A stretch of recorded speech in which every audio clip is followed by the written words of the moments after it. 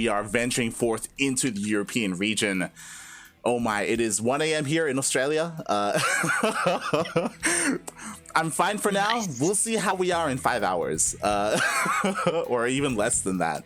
But enough of that. We have our players. We have our first series ready for us, Kuro. That we do, and we start with a TVP. And in the bottom left corner of the map, that is Oxide, LE, we have our first player, the blue Protoss, actually blue Protoss. It is Goblin, representing Team Roti. And spawning in the top right-hand corner, and also the bottom center, we have the French Terran player. He is red, representing team. I have to bring this up. Hold on. Team Yes, read it. Coca Authentique Pepite. Pepite. It is MarineLorD. Pepite, right? Yeah? Look, I don't know French. I apologize to anyone from France who's listening right now. I apologize. But speaking of which, it's very interesting because we have kind of a battle of casters here in the sense of teams. Mm-hmm. Because on one side we have Team Roti, and on the other we basically have Team Coca. True, very true. Who is the better caster? Who has the better team? We're about to find out. Yes. Oh boy. And this is a Turax Marine, actually. Yeah. So what's interesting so far is that Goblin hasn't gone for a probe scout. He hasn't gone across the map at all. So now finally this is his first inkling that he is being proxied. He does see the bunker, but the Marines are already popping out. Yeah, they are. And he has the Nexus on the low ground, and the bunkers are going up. Yeah, it's not gonna stop it. The Zealot is coming. But... This is not looking good. The probe already went down. The Zealot is on the way. We do have a backup pylon here on the high ground. I imagine we're going to be seeing some shield batteries. Oh boy, this is a very interesting start here. There was a little bit of banter going on in the chat as well, and yeah, spicy start by MarineLorD. That it is indeed. I feel like MarineLorD is feeling spicy today. He was actually bantering you, Thermal, a lot in the chat. But the Zealot is going down. The Zealot is dead. Yeah, the Zealot does go down. Again, this low ground pylon will be under threat, but thankfully the high ground pylon is still powering this shield battery. But the shield battery gets focused out. That's a kill. Oh my god. Oh boy.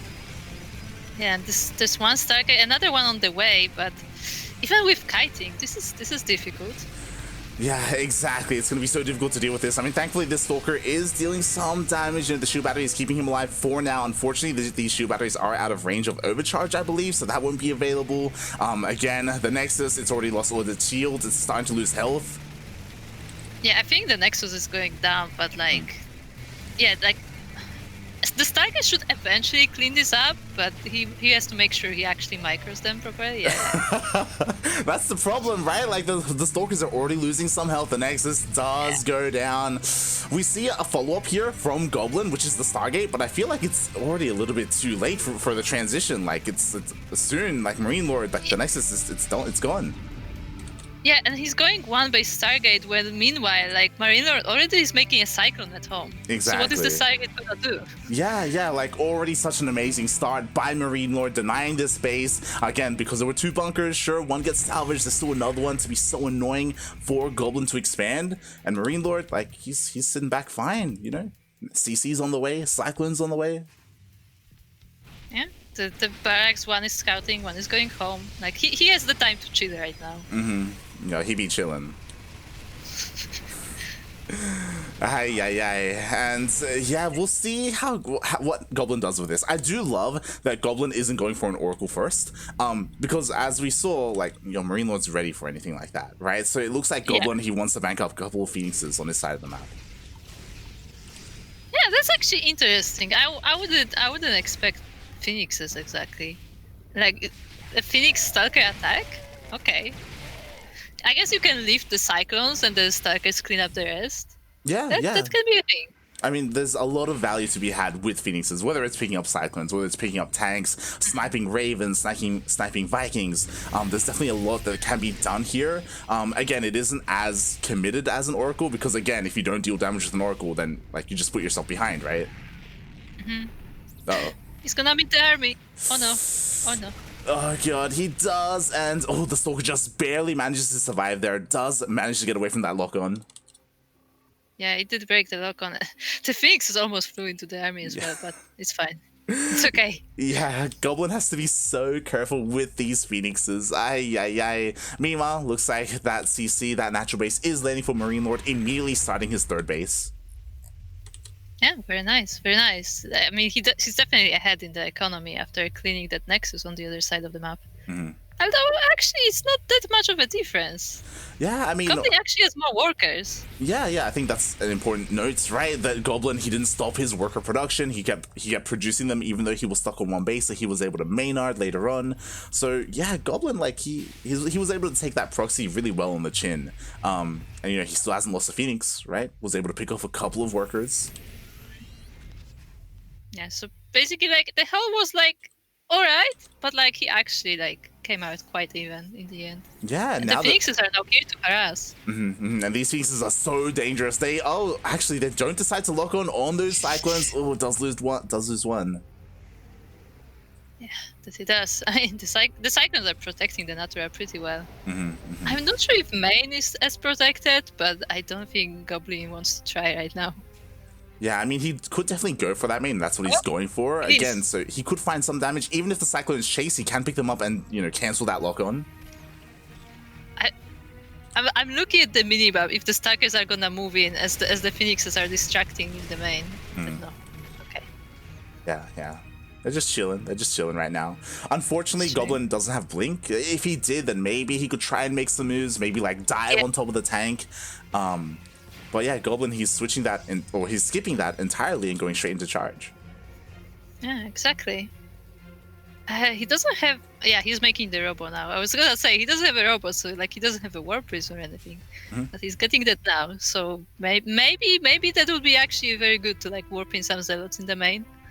Yeah, definitely. I mean, you know, Charge did finish up. He can put it to use. He's finishing up a couple more gateways. He's taking a third base. Like, again, I'm very impressed with how Goblin has been able to transition like into a more regular game. What's important is that because of these Phoenixes as well, because of how many there are, like MarineLorD, he can't really push out anytime soon. Like, he's always at risk of losing, or if he tries to go for a drop, of losing that drop. I was like, is he gonna... Wait, he doesn't have Blink. Yeah, but like regardless, he used the terrain beautifully there. He was able to back up those Phoenixes with those Stalkers. Traded fairly well, to be honest. Did lose one Phoenix, but yeah, overall, solid. Yeah, just picking his wins here and there, like slowly but surely. Definitely, but now it's getting kind of scary because MarineLorD is finally pushing out. He does get spotted by the Stalkers. One Cyclone goes down, so that's something. Definitely. Again, Goblin, he has to have eyes on this army, right? Is it just here to secure the third base, or is MarineLorD actually looking to push out now that he has his medevacs? Oh, the Widow Mines. Imagine if they actually dug in. Yes, be careful. Ooh, the Cyclone is under threat, and it looks like he will get picked off. Yeah, another snipe. Very nice for Goblin. It looks like Goblin is like very good at like these like small wins. Like, I'm gonna pick a unit there, I'm gonna pick a unit here. Yeah. Like doing these really small things that are like just pushing him forward. This is the problem though. The Phoenixes were completely out of position. They missed the army. Finally gets seen by the observer, but I feel like it could be too late. MarineLorD's already here. And the Phoenixes are too now. True. Those zealots are getting shelled by the Marauders. Wait. Yeah, all the zealots do go down. The Immortal gets picked up here as well. Only Stalkers and Phoenixes to defend. Oh, the Widow Mine. Oh, attack. He actually split the Phoenixes. That was very nice. But there are more Widow Mines there. Yes, but you know what? Nothing here shoots up. It's just pure Marauder. So these Phoenixes, they're going to clean up the majority of the Marauders. Finally, the Marines do show up. But you know what? The tank went down. The medevacs went down. Oh, it looks like there was a bit of a Widow Mine drop in the main base. It did get cleaned up. Yeah, looks like it. The Widow Mines are about to reset as well, so they're once again danger for the Phoenixes. Yeah, but you know what? Now there's a Colossus, and that Colossus is going to be so important here for Goblin. I'm also worried for Goblin because he doesn't have any shield batteries here at the natural. Ooh, sorry, nice pickup. Did you see that pickup on the Widow Mines? Yeah, he does it again. Picks up both Widow Mines and snipes them. That was I like that because like you had all this bio like running around and like just snipe the widow mines. Yeah, that was Very beautiful. Like Goblin was able to defend with the bare minimum, even missing the army as it was coming across the map. Like very solid defense. He didn't even need overcharge. Like typically you have Protosses with like 3 or 4 shield batteries when they see the army coming. Nah, mate, Goblin doesn't need any of that. It's overcharge. Am I right? Jesus Christ. Meanwhile, Goblin, again, being very active with this Phoenixes. It's so important that he is this active, again, just try to catch the army as it moves out. Yeah, I mean, he has the vision with the observers, but the Phoenixes are doing their work as well. I mean, I feel like mostly the job of Phoenixes is like they get those like small like units. They basically like shave off the army, so it's much smaller in the end. But this is quite a clump of units. Yeah, I think this is a little bit ambitious from Goblin. Okay, we do have a couple of Zealots coming in to reinforce. The Widowmine shots do go off, and Goblin is forced a little bit back here. He does have his War Prism. He can reinforce his army. It's actually using it for main army, not for the drop as I was expecting. But yeah. Yeah, I feel like a lot of this is going to come down to the EMPs as one EMP. lens. Does miss the majority of the Zealots, though. That it does. And the Colossus are fine as well. For now, they are. We do have a switch into Vikings. Vikings are starting to be produced. And the Goblins crashing into the bio. The Widow Mines are there, but they're not hitting that much actually. Oh, he's attacking the CC. Yeah, that he is. The CC. There's only one Widowmine here behind the main army, so there's honestly not that much of an anchor point for the Terran. So maybe Goblin can find an opportunity to push in. Oh, but after this EMP, MarineLorD wants to attack, but can he do it upper arm? Oh my god. All these Colossi around. Yeah, the EMPs are landing though, and again, there's a very strong bioforce here. He does push Goblin back. Goblin though, he's reinforcing this army. We're bringing another wave of Zealots. Look at this position though. Like he's picking this position upper arm, so the Colossi actually can like just shoot the whole army at the same time. Yeah, exactly. And as that push was happening, 20 workers went down. He pulled the boys there, and he just couldn't break the Protoss. These Colossus, they're still standing strong. Yeah, they look pretty fine as well. Barely Oh, any yeah. hull damage, and he just keeps warping in more and more. I'm honestly surprised by Actually, how a lot much. of archers. Yeah, by how much Goblin has been able to do with only 2 Colossus. Like, just 2 of these he's been fine this entire time. Continue to pipe out more Phoenixes. Here we go. With these 3 Archons, it's going to be huge here, as long as he's able to avoid those EMPs. Oh yeah. I mean, archers are not doing too well with the EMPs. Yeah. There is only there are 2 ghosts, right? Yeah, there are 2 ghosts. Oh, 3 ghosts. Yes, Ghosts, actually. in total there are 3 ghosts with this army. On top of that, we have Widowmines. We got Stim, we got the Empire. Did you see that bait Zealot? He just ran forward to bait the Widow Mines and just stood there. And he got it. He baited the Widowmine. Another Widowmine was taken out. Only 1 left. Yeah, very nice. Yeah, as Goblin is pushing here, he's taking a 4th base behind this. Meanwhile, now is the time he pushes forward. EMPs do land on one of the Archons, not the others though. Yeah, he split the Archons to different parts of the army, so not all of them were affected, but now he has to move back again. He's taking the drum again. He really likes the drum. Exactly, and these Phoenixes are doing wonders here, just tanking all those Viking shots, keeping them busy. These Colossus, again, dealing so much damage behind the army of Goblin. Yeah, MarineLorD's army is getting smaller and smaller, like step by step. This command center is on fire, and it looks like Goblin is getting an advantage, but it's not quite done yet. Yeah, well, I mean, that was a massive advantage, right? Like, he dealt so much damage to the main army, crushed it, really. Yeah. On top of that, the economy forces the lift off. Thankfully, MarineLorD, he did expand over to the left-hand side. He did take another base, but it does feel like MarineLorD, not just his army being weakened, but he's overstimmed. He doesn't have any medevacs left. Yeah, and most of his army is just Marauders, so they can eventually be picked up by all the Phoenixes. Oh, but he does stim forward. He does focus down another one of those Colossus, but there are still 2 standing strong. Oh my god, the Gateway units are doing such a good job at tanking for those Colossus. There's barely any Terran left. Yeah, he's sniping the Vikings, sniping the Marauders, and GG is called. Wow. Goblin, after losing his Nexus in the beginning of the game, he brought it back.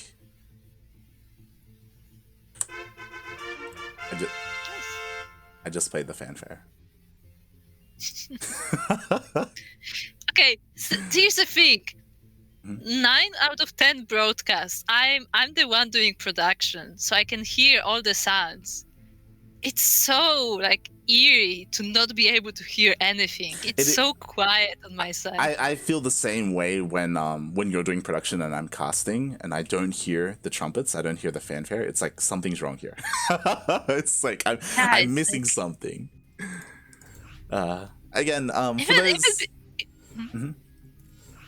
No, even before that, like before we started the broadcast, because we had quite a time to like wait because mainstream was catching up.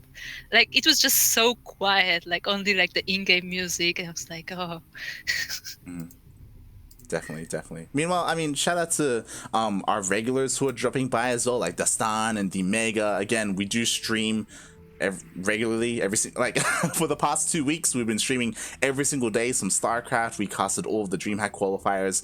We're usually safe and sound over in our corner of StarCraft, over on the Cranky Ducklings. But yes, for the first time, we are making our foray here in a European tournament. So yeah, thank you for the support. We appreciate it.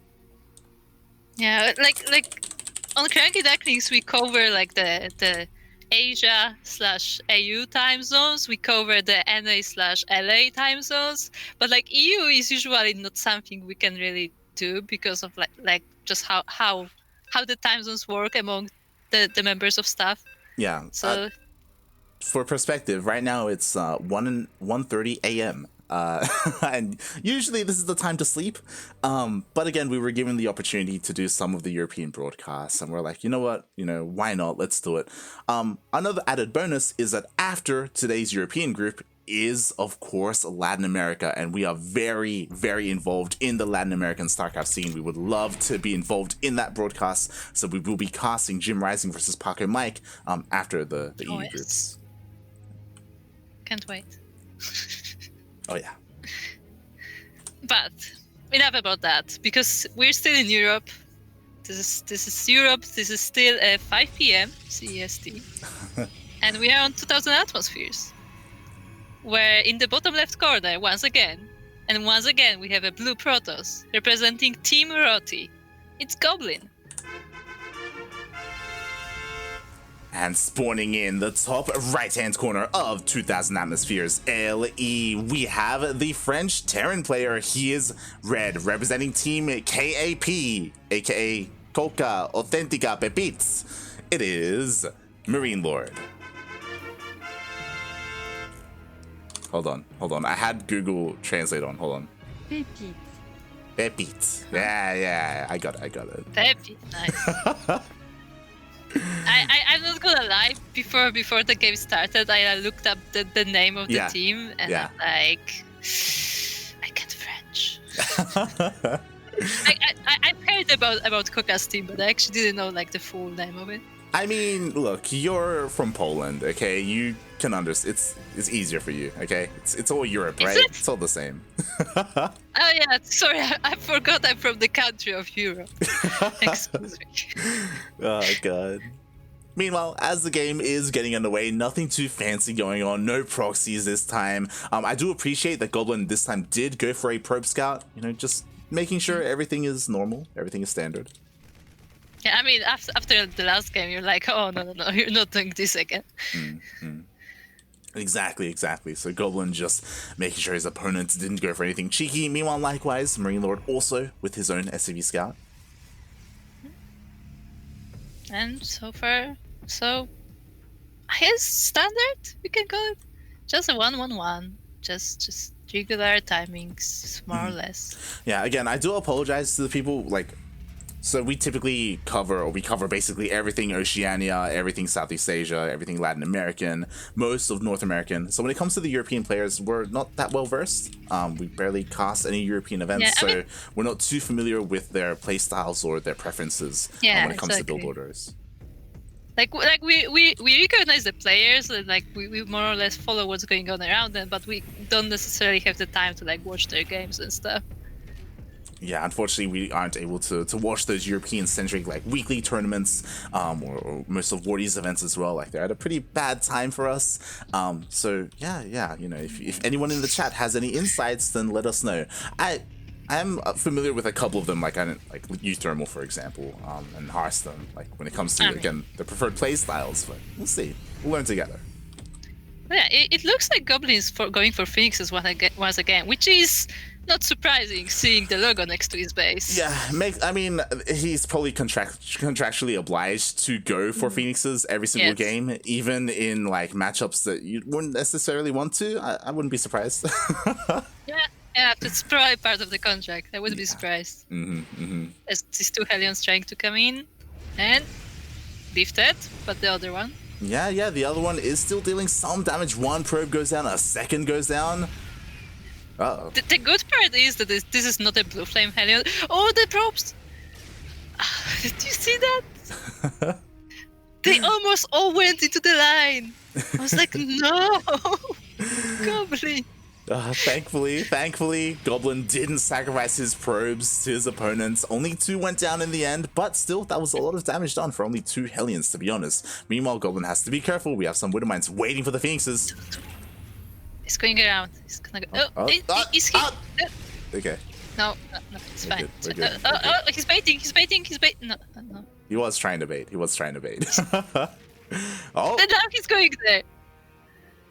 Yo, the big brain from MarineLorD, but the Goblin's brain is even bigger. Or is it? We'll see. Watch him like gather like 5 Phoenixes and then he's gonna park on top of Oh my god. He just threaded the needle, by the way, and he went all the way in and got some damage done on the medevac. He's so close. He keeps going around. Yeah. MarineLorD must be so frustrated. He keeps clicking on them. Oh my god, no! Yes! Does he get both? Okay, yes! Okay. No. Only gets one. Second one survived. Feels bad, It's really man. bad. Jesus Christ. Okay, so MarineLorD, he's still holding on to his... What's a shame right now is that I'm sure he wanted to go for a Widowmine drop. I'm sure that he wanted to send some of these across the map, and due to these Phoenixes, he's just been forced to stay at home. Yeah. And that means we're gonna get pretty similar game, except for the fact that there was no damage dealt to the Goblin that early. Exactly. This must be very frustrating for MarineLorD. Again, his opener that was meant to deal not just deal damage, like going for Widowmine drops and drops in general, and even like some harassment like Banshees and Ravens. Like you also get scouting information. You get an idea of what your opponent's going for, or their follow-up tech. And right now, MarineLorD's in the dark. And I have to say, this is actually a scary flock of Phoenixes at this point. Like these ones can do damage. Like if he leaves either of the mineral lines unattended, like he's gonna lose most of the workers.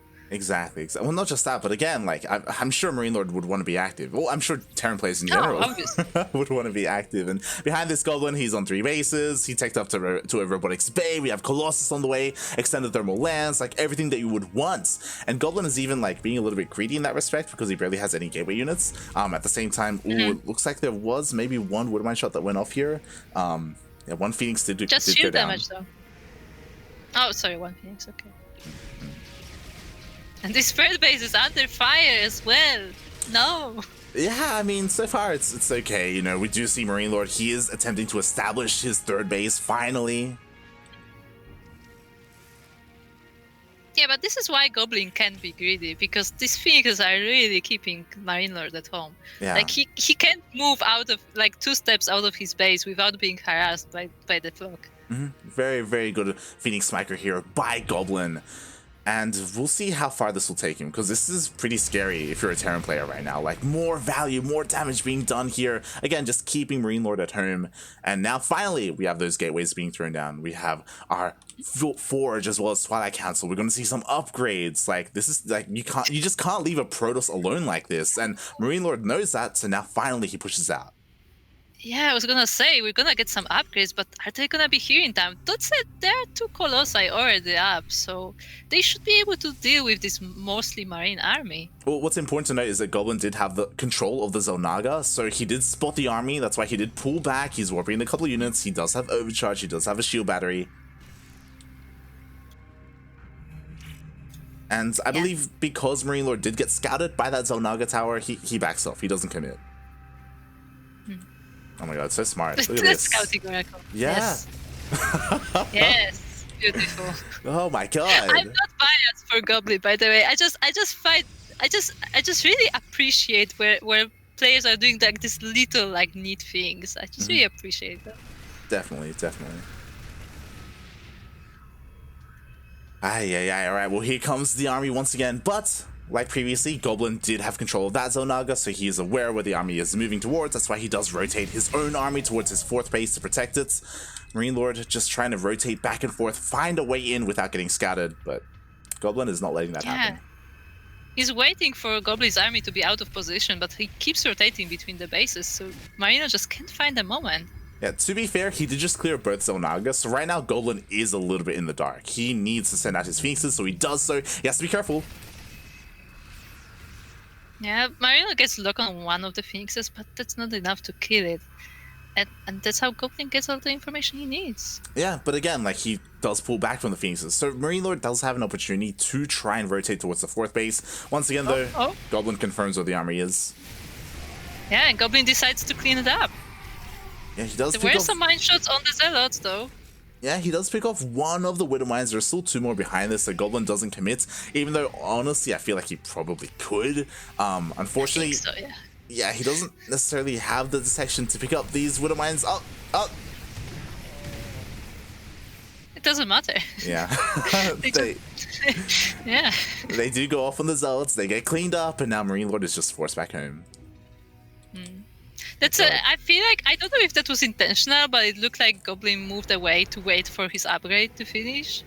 But yeah, but now there's quite a flock of Vikings just fishing for. Oh, nice snipe on the Phoenixes. Yeah, I like this from MarineLorD, really adjusting from the previous game. He has to be careful though. Again, these Archons are here to try and ward away these Vikings. Meanwhile, here comes the main army engagement. Zealots are coming in from behind, and MarineLorD, he gives up this position.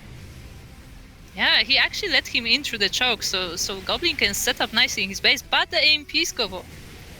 Yeah, but they only hit one of the Archons. There's still 3 more. The Zealots come in as well. MarineLorD, he's forced all the way back. The Vikings are forced to fight the Phoenixes, leaving the Colossus perfectly alone. Oh my god, and so many workers are going to go down. Yeah, the 3rd base is cleaned up, the CC is lifted, and the Zealots are getting into the natural together with the Archons. Yeah, it's one of those things where sure there are a lot of Vikings, and sure they can kill the Colossus, but what about the ground army? Because that's it, GG. GG.